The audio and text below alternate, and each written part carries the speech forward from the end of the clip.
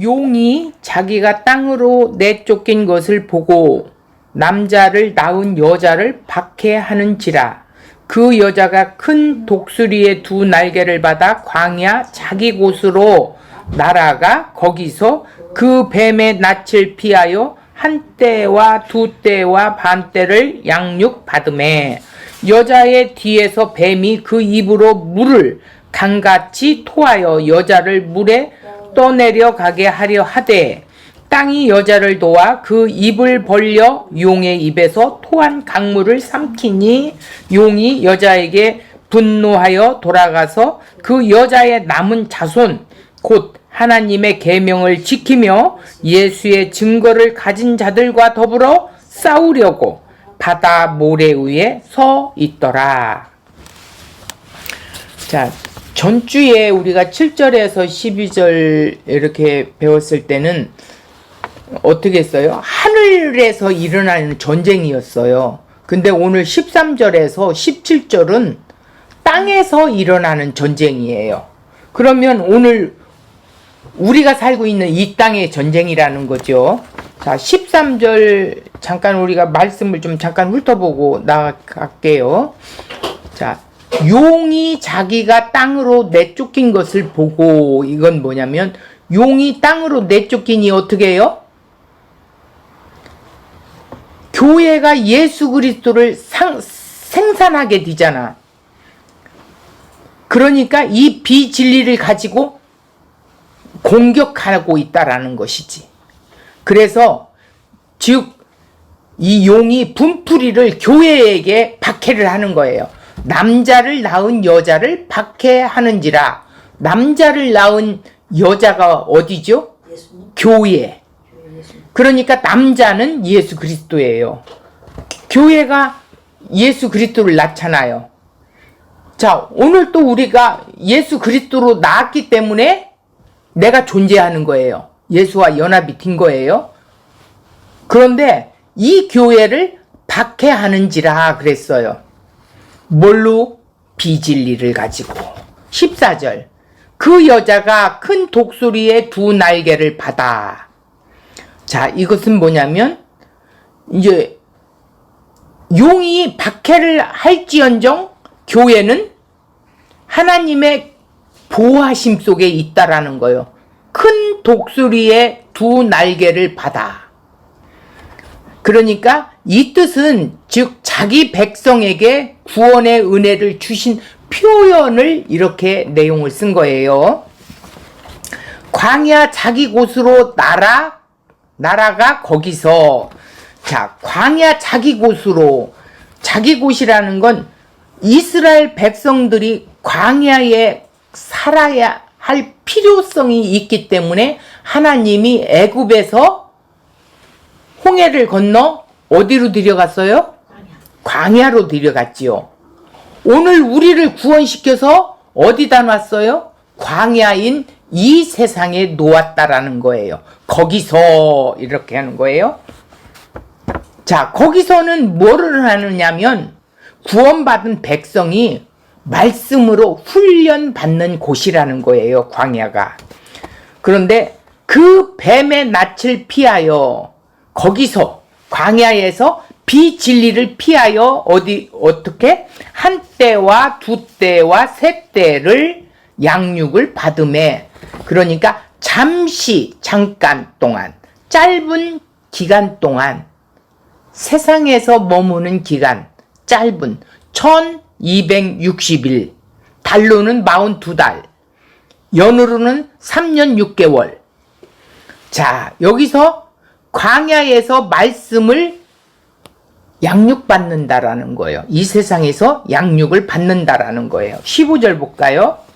여자의 뒤에서 뱀이, 여자의 뒤에서, 뒤쪽에서 뱀이 어떻게 해요?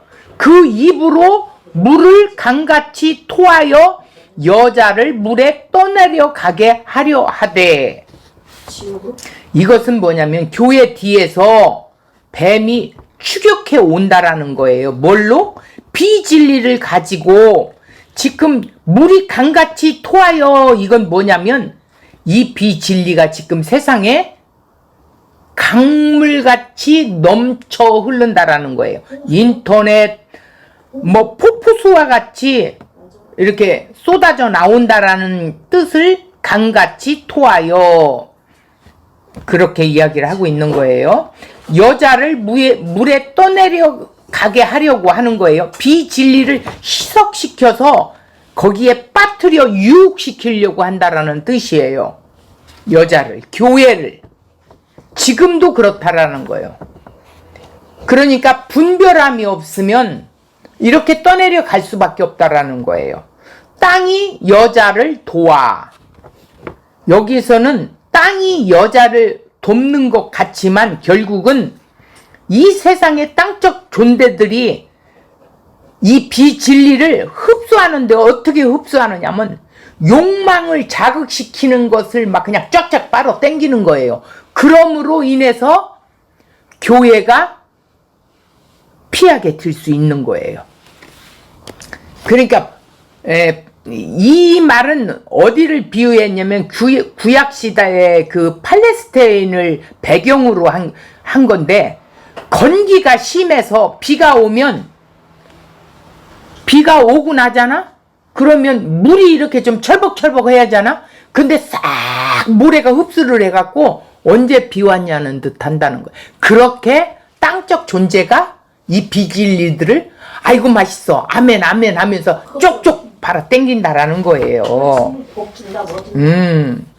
그 입을 벌려 용의 입에서 토한 강물을 삼키니, 이들이 이렇게 삼키는 거예요. 자, 17절. 용이 여자에게 분하여 돌아가서 그 여자의 남은 자손이 교회고 성도거든요. 그들을 이제 어떻게 해요? 괴롭히게 하는 거지. 그런데 곧 남은 자손 곧 입고로 하나님의 계명을 지키며 예수의 증거를 가진 자들과 더불어 싸우려고 바다 모래 위에 서 있더라 그랬어.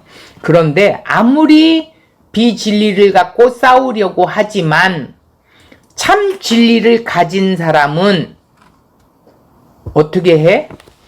여기서 보면 곧 하나님의 계명을 지키며, 이거 지키며 하니까 내가 말씀을 막 이렇게 지켜서 살아야 돼, 이게 아니라 말씀을 마음에 품고 새긴다. 테레오. 성령이 오시면 새 마음을 우리에게 주셔서 이렇게 마음에 품고 새길 수 있게 해주신다라는 거예요. 그런 자들하고 싸우려고 하면 싸워지겠어요? 싸울 수가 없어요. 그런데 바다 모래 위에 서 있더라. 용이 바다 모래 위에 서 있더래요. 그러니까 참 진리와 비진리를 가지고 싸우려고 하지만 싸울 수가 없다라는 것이죠. 자, 하나님이 보호하시기 때문에 그런 거예요. 그러면 원고로 우리가 더 깊이 좀 한번 찾아보겠습니다. 여자와 용과 땅에서 전쟁 주제예요. 본문은 하늘의 전쟁에서 이제 땅인 광야로 장면이 바뀌는 그런 과정이에요. 13절부터 17절까지는 땅에서 일어나는 내용이 이제 여기에 적혀 있는 거예요. 여자와 용의 싸움을 말하고 있죠. 이 말씀이 창조 이전에 있었던 어떤 사건을 말하는 게 아니에요. 예수 그리스도의 십자가에 근거하여 복음의 실제적인 면을 말씀한다는 것이지. 그러니까 용이 하늘에서 땅으로 쫓겨났다고 하는 것은 이 땅적 존재가 선하게 나무를 취해서 자신이 하늘에 있는 것처럼 그렇게 살았다는 것이에요. 그래서 하나님의 영생을 자신은 율법을 통해서 늘 생명을 누리고 있다고 이렇게 착각하고 있는 존재가 바로 용이고 옛뱀이고 마귀고 사단이라는 거예요. 이런 것을 품고 있는 자체가 사단의 존재라는 거예요. 사단과 한 몸이 되었다라는 거예요. 그런데 날마다 땅적 존재로 떨어지는 것은 확인할 수밖에 없는 인간의 한계가 오지요. 그 죄성을 발견할 수밖에 없는, 그래서 그 죄의 권세 아래 살 수밖에 없는 존재가 땅으로 내어 쫓겼다고 이렇게 표현을 한 거예요. 자, 오늘 본문 13절 한번 볼게요. 용이 자기가 땅으로 내쫓긴 것을 보고 남자를 낳은 여자를 박해하려고 해요. 자, 9절과 연결이 되어 있어요. 9절도 마찬가지예요. 9절을 보면 큰 용이 내쫓기니 옛뱀 곧 마귀 사단이라고도 하고 온 천하를 깨는 자라 이랬죠. 근데 이 13절도 용이 자기가 땅으로 내쫓긴 것을 보고 이렇게 나오죠. 자, 용이 여인이 낳은 아이를 삼키려고 시도했으나 실패하여 땅으로 내쫓긴 것이에요. 자, 여자라는 것은 교회이고 여자가 낳은 남자 아들은 곧 예수 그리스도를 말하고 있어요. 그래서 예수께서 하늘로 올라가서 용의 공격 대상은 여자일 수밖에 없죠. 예수님이 이제 하늘로 올라갔으니 예수님을 더 이상 공격할 수가 없잖아. 그러니까 예수님이 생명의 씨앗으로 난 교회를 이제 공격할 수밖에 없는 거예요. 남자를 낳은 여자를 박해하는지라. 박해, 뒤엎고, 뒤쫓다, 추격하다, 박해하다는 거예요.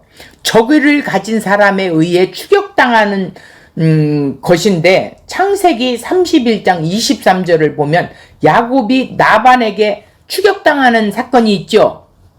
또 출애굽기 15장 9절에 보니까 애굽에서 뒤쫓는 상황이 있죠. 그래서 여인을 향한 용이 이러한 추격은 이스라엘 민족이 애굽을 빠져나올 때 바로가 뒤쫓고 앞에는 또 뭐가 있어요? 홍해가 있고 진퇴양난이 있었었지요. 이러한 사단의 추격은 교회가 당한 고난을 상기하고 있는 건데 7절에 싸워야만 했다라는 거예요. 이는 예견된 일로서 있을 수밖에 없는 필연적인 싸움이다. 그러니까 마태복음 5장 10절에 보니까 이런 말씀이 있어요. 의를 위하여 박해를 받는 자는 복이 있나니. 박해가 반드시 있다는 거예요. 천국이 그들의 것임이래요. 천국을 가진 자들을 박해하는 거예요. 11절 나로 말미암아 예수님으로 말미암아 너희를 욕하고 박해하고 거짓으로 너희를 거슬러 모든 악한 말을 할 때에는 너희에게 복이 있나니 이렇게 했어. 12절 기뻐하고 즐거워하라. 하늘에서 너희 상이 큼이라. 하늘에서 상이 큼이라니까 무슨 막 엄청난 좋은 기와집 이런 이야기를 하는데 그런 상급이 아니라 구원받은 하나님의 백성, 그게 상급이라는 거예요. 너희 전에 있던 선지자들도 이같이 박해하였느니라. 그러니까 구약의 선지자들도 이런 다 박해를 받았대요. 그러니까 박해는 구약 때부터 계속 있어 왔다라는 거지요. 그러니까 예수 믿으면 박해, 핍박, 고난, 환난이 없어지는 것이 아니라 오히려 그리스도와 관계 때문에, 관계가 없었을 때는 건들지도 않아. 그런데 이제 관계가 회복이 되니까 그때부터 박해, 핍박, 고난, 환난이 일어나게 되는 것이죠. 내가 세상에 돈 때문에 고난받고 그런 게 아니에요.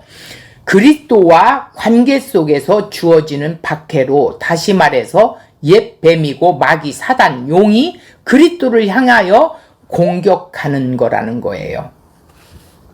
우리가 왜 박해를 받습니까? 그리스도 안에 있기 때문에 그런 거예요. 그러나 여자는 하나님께 보호하심을 받게 된다라는 거예요. 원수가 끝까지 쫓아서 박해하나 교회는 궁극적으로 하나님의 보호하심 안에 있다, 이렇게 보면 돼요. 14절 그 여자가 큰 독수리 2 날개를 받아 광야 자기 곳으로 나가서 거기서 그 뱀의 낯을 피하여 한 때와 두 때와 반 때를 양육받음에 그랬어요. 자, 여자가 큰 독수리 두 날개를 봤다. 이건 뭐냐면 구약적인 말씀의 배경으로 표현한 건데, 출애굽기 19장 4절을 보면 내가 애굽 사람에게 어떻게 행하였음과 하나님이 애굽 백성들을 어떻게 행하였는가, 내가 또 어떻게 독수리 날개로 너희를 업어 내게로 인도하였음을 너희가 보았노니라 그랬어.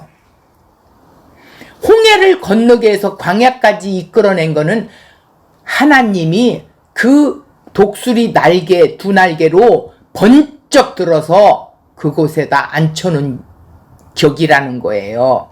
신명기 32장 10절을 보면 여호와께서 그를 황무지에서 짐승이 부르짖는 광야에서 만나시고 호위하시며 보호하시며 자기의 눈동자같이 지키셨도다 이래서 11절 마치 독수리가 자기의 보금자리를 어지럽게 하며 자기 새끼 위에 너풀거리며 그의 날개를 펴서 새끼를 받으며 그의 날개 위에 그것을 엎는 것 같이 여호와께서 홀로 그를 인도하셨고 그와 함께 한 다른 신이 없었다라는 거예요.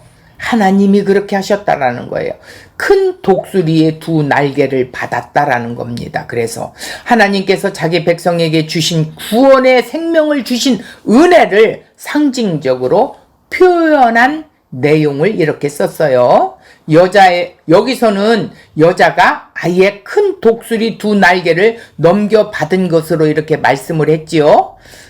이스라엘 백성들이 하나님의 도우심으로 애굽에서 구출되어 신의 광야에 이른 것은 독수리 날개로 업어 인도한 것으로 표현한 바와 같이 본문도 성도들이 하나님의 도우심으로 사단의 권세로부터 구원받았음을 시사하고 있다. 이렇게 말씀을 기록한 겁니다.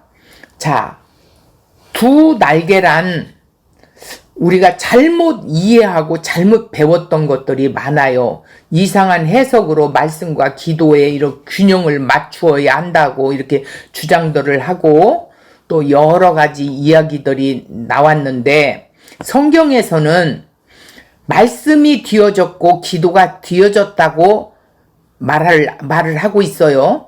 이것을 수단으로 활용하는 말이 아니라는 거예요. 말씀을 날마다 읽고 기도하고 이렇게 하면 무엇이 수단으로 된다. 우리가 이렇게 수단으로 여기서는 안 된다라는 거예요. 탐심이라는 문제도 예수 그리스도의 일을 내가 생명을 얻는 일에 수단으로 삼게 되면 이렇게 탐심이 되고 우상 숭배가 된다라는 거예요. 대부분 교회가 예수를 수단으로 생각한다고 하면 종교 생활이나 다름이 없다라는 거예요. 그분 자체가 생명이고 또 그분 자체가 구원이고 그분 자체가 길이에요. 그분 자체가 천국이란 말이에요. 예수가 천국이고 길이고 구원이라는 거예요. 그러면 그 길에 들어가고 갔고 그분의 생명 안에 하나가 된 상태가 구원이고 생명이라고 말하지, 예수 그리스도를 수단으로 삼아서 하늘로 올라오라고 말하는 것이 아니라는 거예요. 예수를 수단으로 전하는 것은 잘못된 거예요. 그래서 여자가 큰 힘을 가진 독수리로 비유한 것은 어린 양 예수 그리스도로부터 받은 그 은혜, 구원, 능력을 나타내는 표현이라는 거예요. 여자가 독수리 날개를 받았다. 이것은 하나님의 은혜와 구원, 능력을 받았다라는 것이라는 거예요. 자, 광야 자기 곳으로 나라가 거기서 이렇게 했어요. 광야 자기 곳으로 나라가 거기서. 자기 곳이라는 게 뭐예요? 교회가 존재할 곳. 교회가 형성된 그 곳 자체가 광야라는 거예요. 광야는 교회가 존재하는 자기 장소라고 그랬죠. 성도가 스스로 보호하고 지키기 위하여 찾는 장소가 아니라 하나님께서 자기 백성을 보존시키기 위하여 인도하신 곳으로 말씀을 쫓아 이르게 된 곳이라는 거예요. 그러니까 이스라엘 백성이 출애굽해서 광야로 나왔죠. 그 광야는 먹을 물도 없고 고기도 못 먹고 또 모세와 하나님을 원망한 곳이 바로 광야예요. 그런데 그 광야에 이스라엘이 오고 싶어서 왔나요? 아니에요. 하나님의 이끌림을 받아서 하나님의 말씀에 이끌려 간 곳이 바로 말하는 그 시내산, 즉 말씀을 주시기 위하여 그곳에 끌려올려 간 거예요. 자, 그 광야는 전적으로 눈에 보이는 것을 의지해서는 살 수 없는 상태가 즉 광야라는 거예요. 그러니까 구원받은 백성이 이 세상을 바라보면 안 된다라는 것이죠. 살 수 없다라는 것이죠. 결국 죽고 만다라는 거예요. 그래서 광야 빈들에서 5,000명을 먹이신 것이고 이에 출애굽을 보여주는 사건은 광야란 먹고 살기 위해 파종하고 추수하는 곳이 아니며 의지할 만한 곳이라고는 전혀 찾아볼 수 없는 삶의 현장이다. 이렇게 봐야 된다는 거예요. 이런 현장에 여자인 교회를 두시는 것은 하나님의 의도가 뭐예요? 무엇인지 출애굽한 이스라엘이라는 광야 교회에 대해 이렇게 말씀하고 있어요. 신명기 8장 2절에 네 하나님 여호와께서 40년 동안에 내게 광야 길을 걷게 하신 것을 기억하라. 이는 너를 낮추시며 너를 시험하사 네 마음이 어떠한지 그 명령을 지키는지 지키지 않는지 알려 하심이라. 3절 너를 낮추시며 너를 줄이게 하시며 또 너도 알지 못하며 내 조상들도 알지 못하던 만나를 네게 먹이신 것은 사람이 떡으로만 사는 것이 아니요 하나님의 입에서 나오는 모든 말씀으로 사는 줄을 네게 알게 하려 하심이라. 그래서 40년 광야 생활을 하나님께서 거기다 두신 거예요. 왜 천국으로 빨리 그냥 데려가시지 왜 광야에 40년을 두셨는가 이유를 여기에서 말씀하고 있지요. 하나님의 말씀에 의해 이끌려 온 곳이 먹을 것이 없고 고기도 마음대로 먹지 못하는 현장이었어요. 이것이 바로 세상 교회는 이해할 수가 없어요. 참 진리를 가진 교회만이 이 말씀을 깨달을 수가 있습니다. 교회는 하나님이 늘 좋은 것을 주시는 그런 교회가 아니에요. 하나님으로만 설명을 들어왔기 때문에 이렇게 좋은 것 주는 하나님으로만 설명해 왔어. 그리고 내게 주어지는 광야를 견디지 못하고 있어요.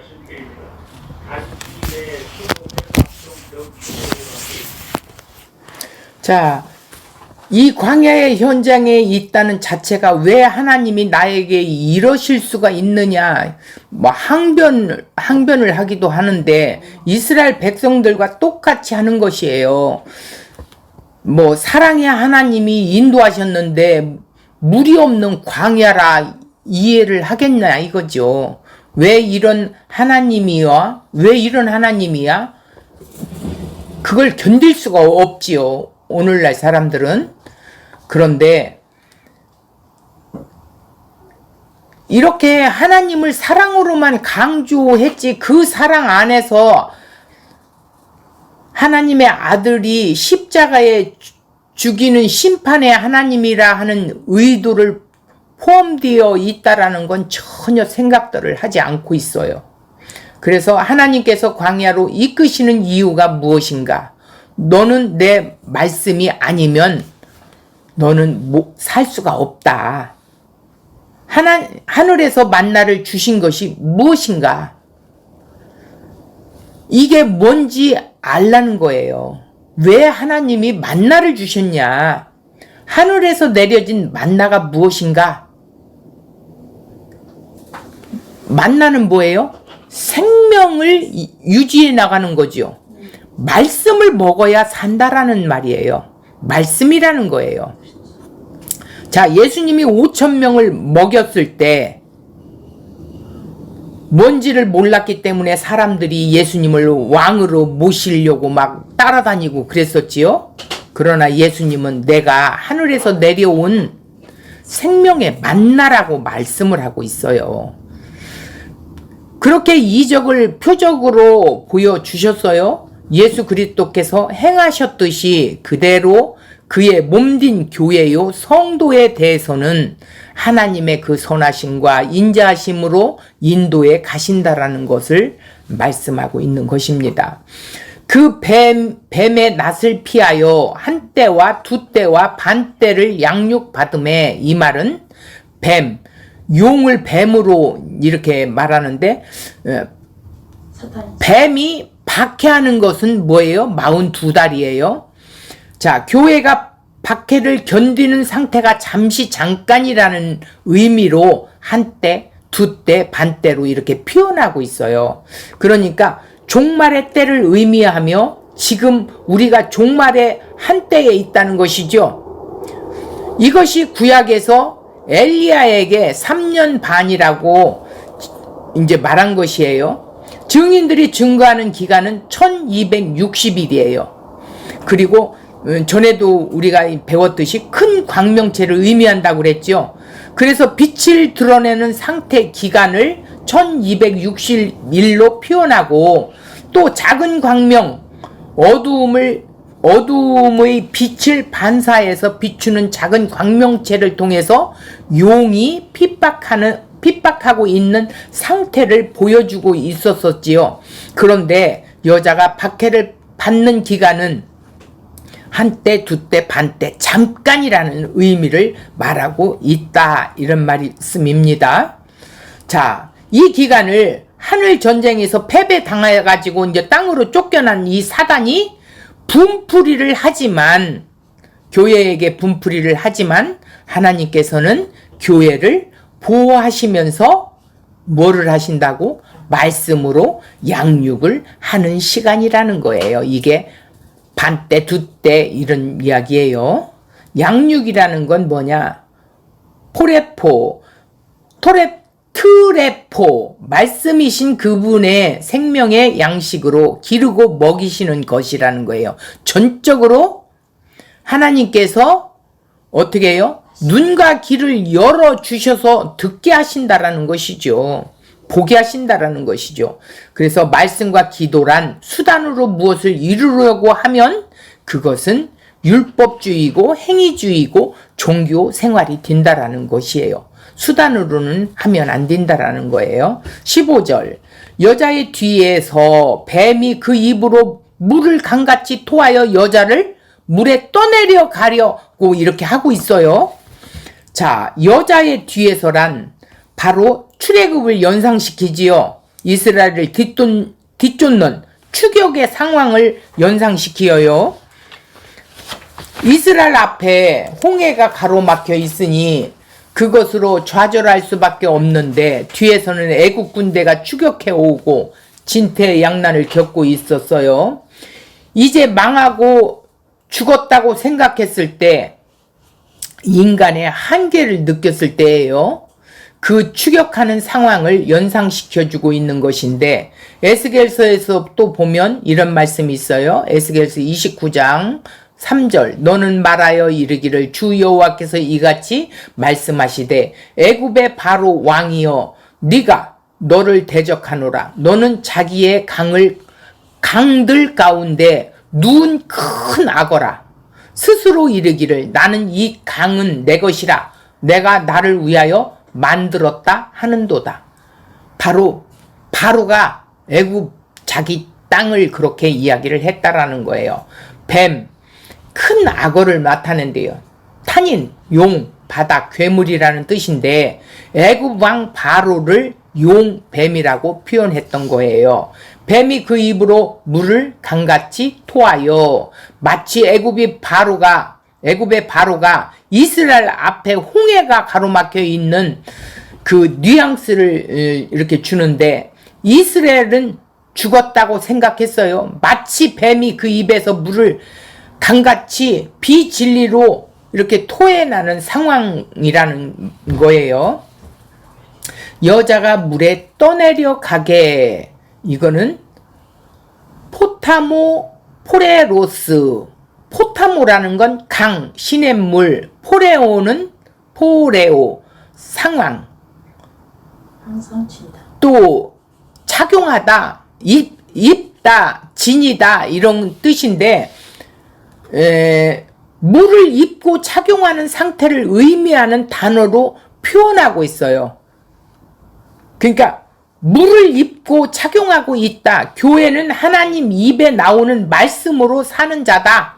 이렇게 말하면 돼. 그것을 아는 뱀이, 용이 자기 입에 물, 곧 비진리의 말씀을 항상 지니고 전해서 여자인 교회로 비진리로 어떻게 떠내려가게 유혹하는 상태를 만들려고 하는데,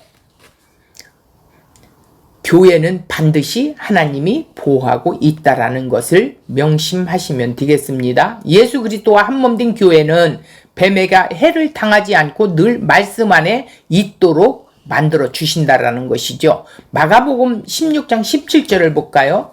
믿는 자들에게는 이런 표적이 따르리니 곧 그들이 내 이름으로 귀신을 쫓아내며 새 방언을 말하며 뱀을 집어 올려 무슨 독을 마실지라도 해를 받지 아니하며 병든 자에게 손을 얹은 즉 나으리라 이랬어요.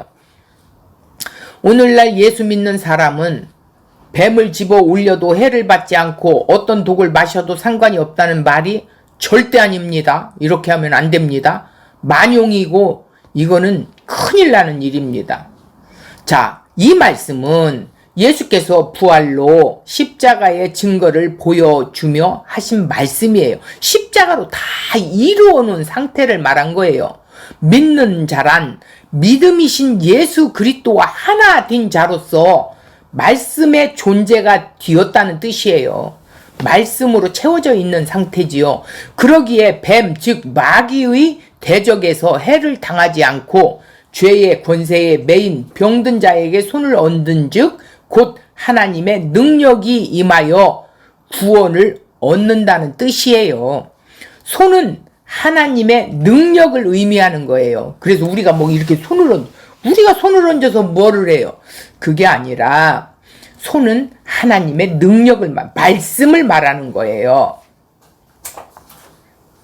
우리가 지금 뱀을 짚고 독을 마시고 병든 자에게 지금 손을 올리고 지금 우리가 하는 것입니다. 말씀이 된 자가 말씀을 드러내는 것을 이런 형식으로 설명하고 있는 거예요.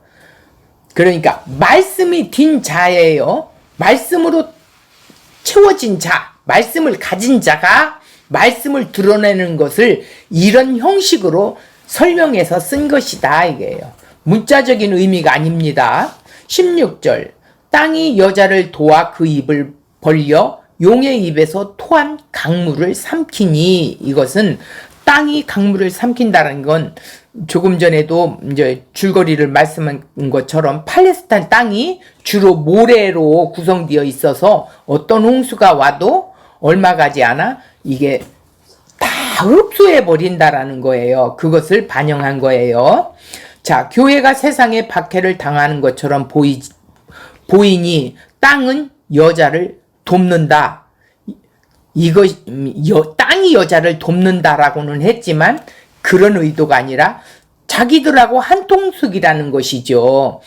그러나 사실은 교회를 돕는 것이 아니라 뭐냐? 땅적 존재들이, 뱀이 드러내는 비진리가 진리인 줄 알고 아멘 아멘 하고 받아 먹는다라는 거예요. 삼킨다라는 거예요. 비진리가 비진리를 삼켜 먹는다라는 것이에요.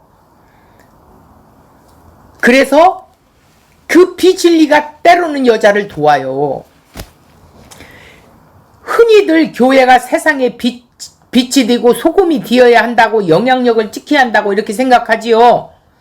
그러나 그것 자체가 교회를 도와서 비진리를 삼키는 형국이고 용이 원하는 일을 하는 거예요. 비진리를 알지 못하기 때문에 내가 비진리의 물을 먹고 너도 같이 먹자, 같이 삼키자고 하는 것이죠. 그것은 용이 여자를 박해하는 것과 똑같은 것이라는 거예요.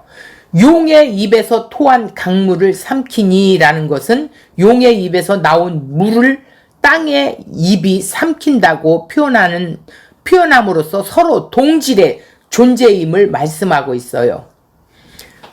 그러므로 외형적으로 십자가를 걸고 또 종교적 모습을 갖추었다고 교회라고 할 수는 없다는 거죠. 그러므로 말씀 안에서 예수 그리스도의 몸과 일치하는가 늘 우리는 점검해야 한다는 뜻입니다.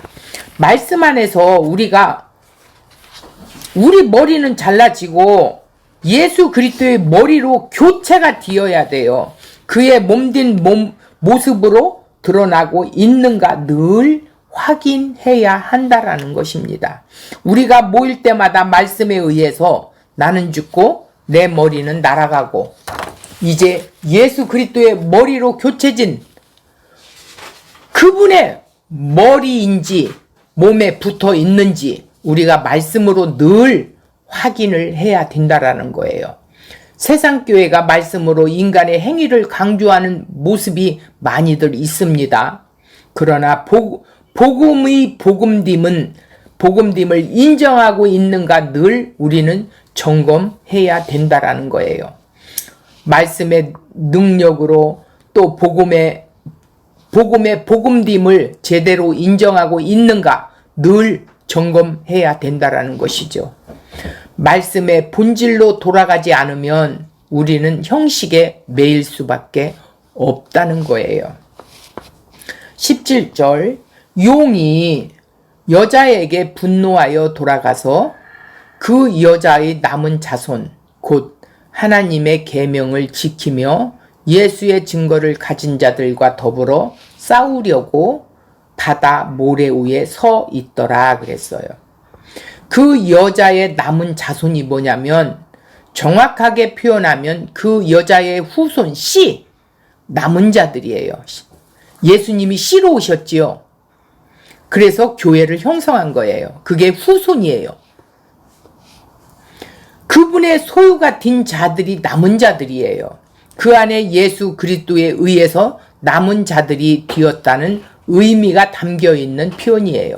즉 여자가 낳은 예수 그리스도를 통해 나온 남은 자들, 즉 교회를 의미하고 있다. 자손은 단수예요. 남은 자들은 복수예요. 자손이라는 건 여자의 자손 예수 그리스도를 말해요. 예수 그리스도로 남은 자들을 만드셨지요. 교회로. 그건 복수라는 거예요. 그래서 들이 나오는 거죠. 세상은 예수 그리스도를 미워하기 때문에 성도를 핍박하고 있어요. 궁극적으로 핍박하는 것은 예수 그리스도에 대해 공격하는 거죠. 요한복음 15장 18절 세상이 너희를 미워하면 너희보다 먼저 나를 미워하는 줄 알라 그랬어요. 나를 핍박하면 예수님을 핍박하는 거예요. 너희가 세상에 속하였으면 세상이 자기의 것을 사랑할 것이나 너희는 세상에 속하는 자가 아니요 도리어 내가 너희를 세상에서 택하였기 때문에 세상에서 너희를 건져냈다는 거예요. 세상이 너희를 미워한다라는 거예요. 내가 너희에게 종이 주인보다 더 크지 못한다 한 말을 기억하라. 사람들이 나를 박해하였은즉 너희도 박해할 것이요 내 말을 지켰은즉 너희 말도 지킬 것이라. 세상 그리스도 안과 대조된 상태를 말하고 있어요. 단순히 대도한다는 것이 아니라 예수 그리스도를 대적하는 상태, 존재를 세상이라고 말하고 있어요. 세상이 예수 그리스도를 대적한다는 뜻입니다.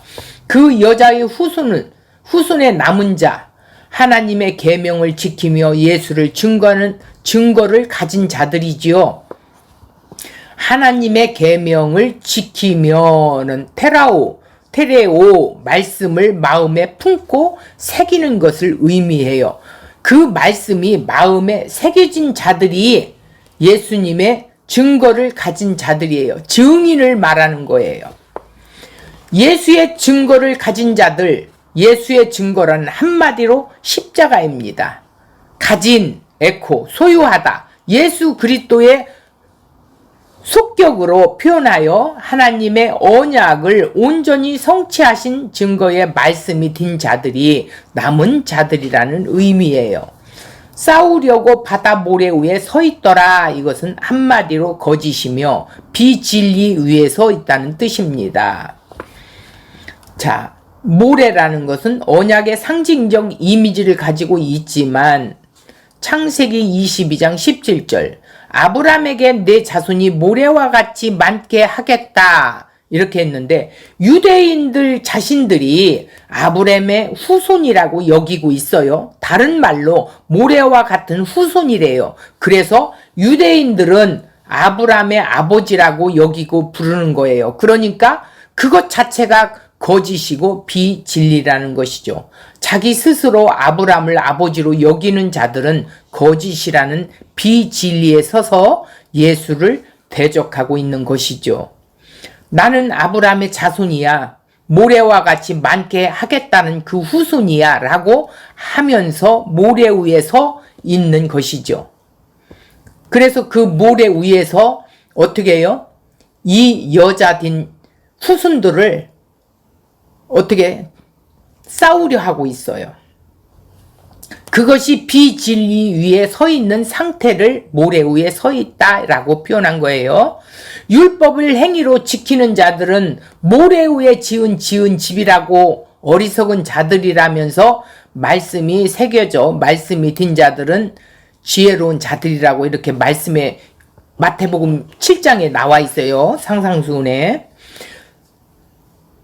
너희들은 집은 다 지은 존재라고 완료형이라고 말하고 있지 지을 것이다라는 게 아니라는 거예요.